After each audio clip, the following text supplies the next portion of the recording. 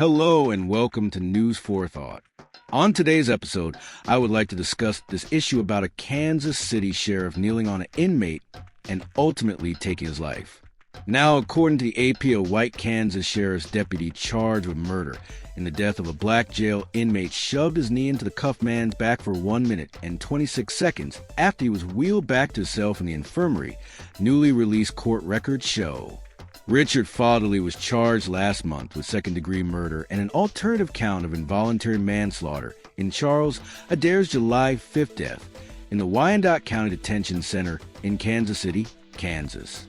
Adair had been arrested 1 day before his death on misdemeanor warrants for failure to appear on multiple traffic violations. The newly released affidavit confirms that Charles Adair was handcuffed, lying on his stomach with a severely injured leg, and posed no threat when a deputy pressed a knee into his back, resulting in his death. Ben Crump, an attorney who is representing the family, said in a news release Friday, Fatherly has received a summons calling for him to appear in court next month, but has not been booked into jail. His attorney has said he acted reasonably and will pursue an acquittal. Now, if this officer was charged with second-degree murder, he should be locked up behind bars right now as we speak, and he should not be allowed to just be free after such an aggressive crime. Check out this video on how the incident went down. From the station that's working for you, this is Fox 4 News at 9 p.m. Tonight, Fox 4 News has obtained new information in the death investigation of Charles Adair. I'm John Holt. I'm Lauren Halifax. He died while in police custody at the Wyandotte County Jail. Prosecutors charged Deputy Richard Fatherly with second-degree murder. Fox 4's Scott Kilberry joins us now after reviewing the documents. Well, the affidavit itself indicates that Charles Adair turned himself into the Wyandotte Jail at 1:25 in the morning on July 4th of this year on warrants related to numerous misdemeanor citations out of Johnson County.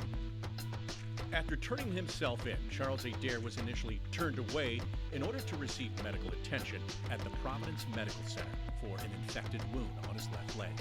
There he was advised to have his leg amputated, but he refused. Adair informed the staff that he had a pacemaker and other medical conditions.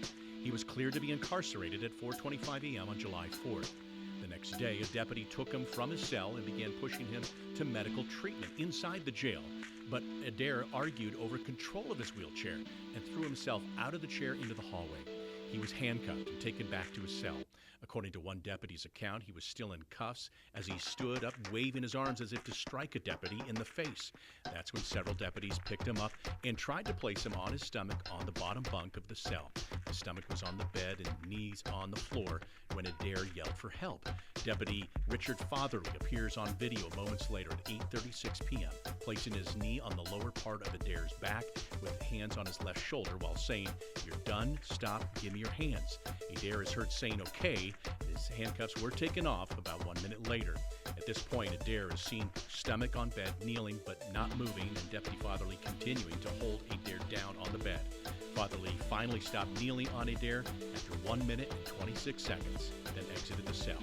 A nurse comes into the cell where Adair has not moved and is unresponsive. Now, deputies also indicated that they were taught to stop all force when someone shows compliance. One deputy did say that Adair did become compliant at some point, but they continued to restrain him, while another deputy said that he did not comply. Adair's final autopsy revealed that the cause of death was complications related to asphyxia. Deputy Richard Fatherly, by the way, was charged but never arrested. Well, as you see, it's always an excuse. And by the way, he passed because of the knee in his back. And secondly, this man was injured. How much resisting could he have really done?